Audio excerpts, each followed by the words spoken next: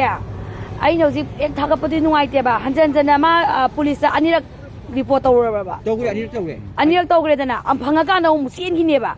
Adamasi look Imagi Keke, Tamagasu, Lay Senta to Manu Ralong, seeing Rebaqa. Mati, or Naisanazuta, Sumama, Madame Sato characters of Topangam, Drabarina, and Isaac, I never palm me have never. It's okay, how's it near Mangrid now? Last one, I'm report of Europa.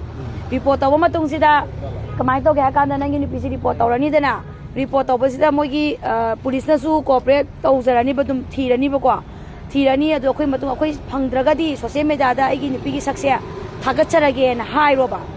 Tagalamatuna, Tagalani, Tagalamatuna, Pandragadina, I see the Magi Patanung, the Topomatamda, I shan the Ristoro, I did Tibayabati, Manang in my Imun, the High Roba. Gantaikwa, Nupizna Patanung, the Torian Kalasiboqua. Nupamaga, Tawakolaga, Langtomin Kalas Yamamoto, Mawama Putia Canidana, Aduduna, Adumana Hana for me in the police, Anira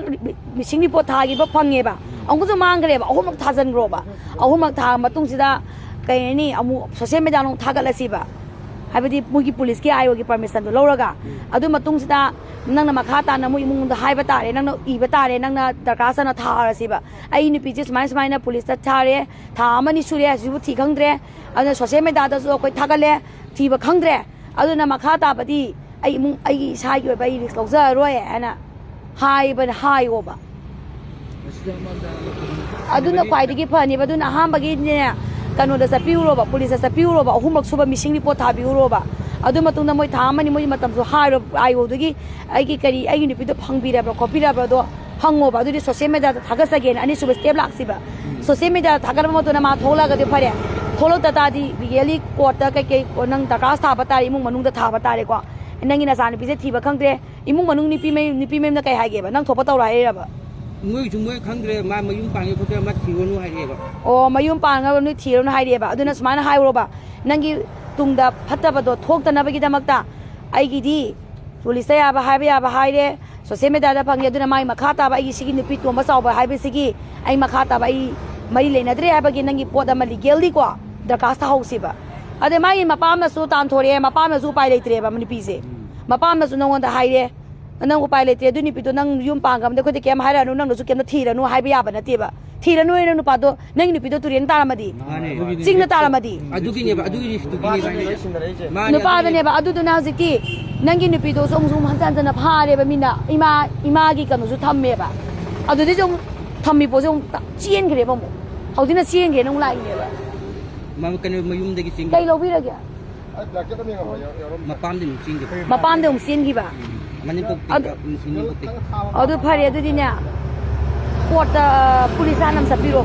Yaniko, to my toast, to know why happened. When you talk about the new idea, police take Tagalo, Ayaba, the Laura police, Adoko Tagasage, Adodagi Makata, Banangi, Habiti. Magi Panuta to Tiba Tizarema, Purvina, Makai Chalino, Lepak Mian, Mating Pang, view, have a neighbor. Masida Pupangam, the Gadimana, Tolaba, Papa, died at the aging of Zadre, have a potoma at my laka to neighbor. Adu Aham Begoina, Pazan step 9 aqua. Police Sakisi, Adu Matunda, Police Ayo to give permission Lobiraga, Sosemeda, use Tagasi, after this, Iresa, my arms and Tiba Matanama, Manipusi Pieva.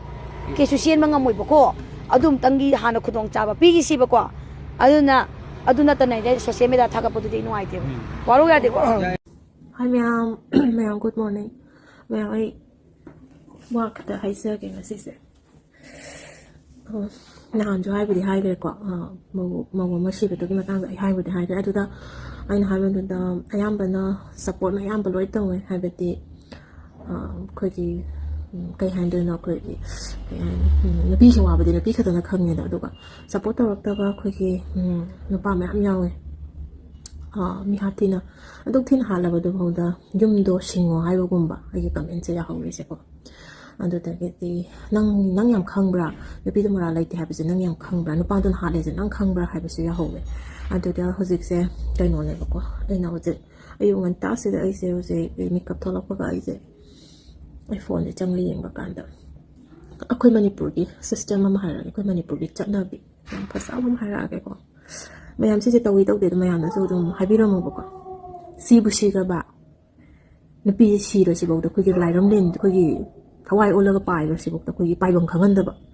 A sea back sounds about the Sibon Kangandaba, Manipur the Baxaka. hek sibu sigaba badnam se dum pisan ba ma de adu tawbani ma de anda tawbani ma de adu tawbani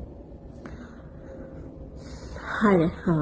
lekai dugi macha nu pi sing thokpa magi phone pura chakki haiba wa mata fare ne phone de pura sakre ba pe ngang bai mahutta police ta FIR pa la kan ma gi number to the trust the matam da cybercrime ta ko matam da phone je kadai da khuji switch off lai ti ba kang dra phone je kadai da last switch off kai da legi location last location kadai da kari na loi na khama ai mai to kan da ti ba su dum ya ba matam si da phone gi box di lai ram gani da na ya matam du da masida isi da amu lai da na ba matam se dum pining ba do ando ai gi sa su da thok ta ra ga di noi kai phau ni sigrabani no lusalas lo kano to receive ko ki adugum badu ha receive ko de ki de khana ba ba ko ki yam yaw re wa yam yaw re mana si banu mis da mai no pa di thanga ba khunam da saksa ri hai ni pi si no si ba si ju thanga ba khun da si bani hai adu ka ma hala akan da ma tum gi bani hai tum ma sa ni da pura kan da pusala tum gi bani hai phone ji wali sana ra ka thoki hai sum thonga lam da sum thoki hai ta khana se ba sum oi nam yaw ra ka ni ba ko sum dai na se ba phone ji wari sanar thoki hai moi bani ji han mamang da ge dum khana ra la e ba ko dum khana chaina dum lai moi ni se phone wari sanar nu pi da thola pa da lambi da sak sa ro hala pa da song ning boi la poi thong tat pa ma kok sa wi da mai soi hai ko ma mai sai sa u pa na ni khang te u ka na ni khang ke thom ga loi na si da loi le mi si re da thom ba da ma sai da sai hai di ba wari sanar la pa song ning ba bi song ning ba ne ba nu pa na men noi na fu ba sa ka se ka dai no khang ka dai da no khang ba si gi sa ka si ne ba si koki zaga si no pan men oi pura pasi aseng bani men no pi men ai nai aseng bani sa area sin men oi phui ba moina da gi no pi se mangra di no pi sin dam ti khang dra ha di kitang theng bu kha ma bu ma hela di hangbam thok ta bra no pi ben da lak ra ma do ti ba khang de ni hai de mayam jang da ho ti mi na do na tra matam do moi se adu hai da bi da no ngan ma ngai lei pau hai do ko hala ko ngai lei kai wa thano ba cha mai thok tre ba adudi moi myam jang mana ha ne ba hobi to kan pi du si bak sang do moi myam jang na singa kan ho ji ki narak mong song do lang jel lu ba ta re ada moi pakha pula ko tum le be ta ki maral su mai le tra ba no pi si re ha maral su mai ta mo chen bam ju thok te ba police ta tam ti re ka da pha ba ni da mo chen bam thok te ai di ne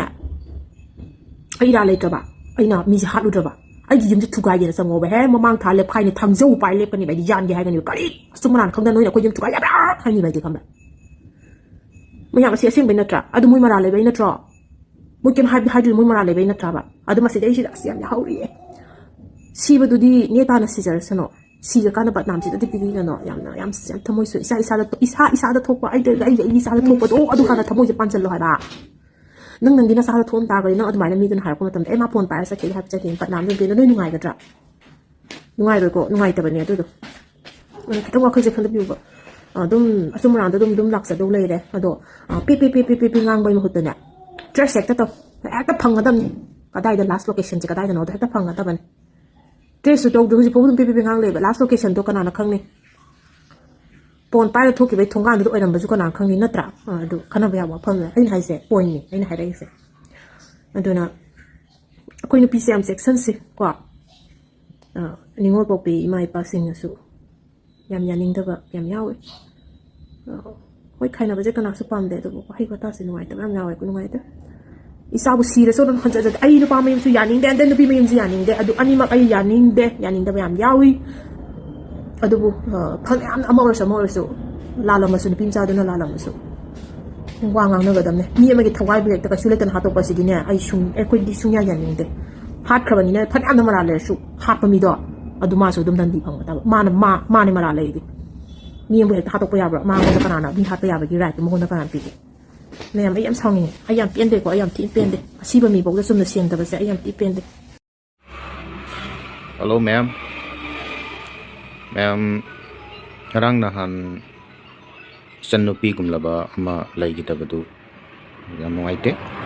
tawai yam noi te ado ma'am da ina jining basi ai yam kang he ba sunate ai forensic science ki expert team junate police junate micham prajamani ado family gi mioi sing tamoi songna macha kaina bagi magi pabung baba duna de ima duna lekai khundugi mioi sing sauba adagi di social media da koini yeng jaba da ujaba da bok da thawai jinungai te ko ado mana tariba mong matawdu ay ngarang na dum yengdo ay kupna yengsilude ay tare ado hojik si aina adum Facebook sa scroll tawga dum yengba kanda adugi magi tabagi leibagi mong picture mayam chawna hapa ay tare ado post tawrapdo pung mapan muki ay music video ji kano tawdun pung mapan muki mamang hai targa di hojik pung amani hai tare pung amani nate ayu oi bi ai ko pung ta ma thoi dai gi ga dai da kano taw post tawpa adu da thena jaban nupi sina kari gumba thauri ya lagadi ma ki tari bagi phi mong do di mang matom da suicide taw di mande nupi duna matom da suicide taw mande thauri ya laga nupi duna poison thakpa oiraga su adugi position du di poison ama dagidi phenyl ama kari matin hida ma thauragadi adugi mong ma tawdu da ai wakhan du da nupi angang duna isa nupi duna adumaini lairoi aduga aina khwaidagi kano tawbudi yam khang haijabai wana te ko aina dum mai je dum yam kupni yengsinjar matungda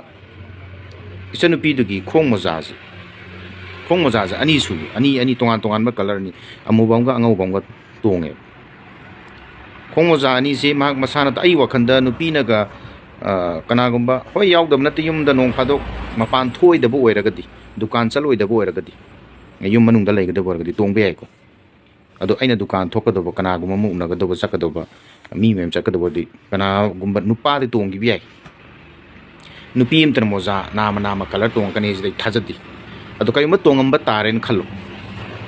ado aidi magi moza gi fingerprint dom tang test tawni ngai tar isa nupi du gi moza color ani amubam ga ngau ga ma upu jai aina picture photo du ujabasi ado gi moza duma aduga kana gumna poraga madu hiphalaga uphallaga thamambagi mawni sapting na thamambai je kamaina khut chu tingaga leiba khong ju tingaga leiba upsillaga taraga leiba ji karamba poison thauba tin higak charuba natraga thauri yala tatlaga tarakpa mi mana adumaina taga daw nati ai wakhandadi madu ai expert tina chade adu aina magi isana pidu gi tariba mai position ma ki khong maja daina kumna dum yengjarba kanda ai gi wakhaloni ko ai ni mak to kana gumba mioi kharna laktuna raga halaga mafam da langthoga thamamba mali aduga langthokpagi position du hatu tu tawbe nang de pakhat pai ni ki be ni khangda dum uphalaga adum thamambagi mawng ni adu ai nyam khang haijabagi wadena te forensic site expert na te police na te investigation team gi kano juna te tawbudu aina magi moza ani du ujarakpa kanda ina singnarak pai tar angang no pim chaduna sanupi dana moza ni tunga color du tongan bani tunga leiba khong ju chap tingba khut chu tingaga leiba mamai ju sinba adu tin hidak charuba phenyl thoba poison thoba mi magi misi nate kana gu maman lok tu naraga toba male madu irei sasin ai gi moni ko mayam ju kan yeng biu ni picture moza ni tongman color adagi tariga position thank you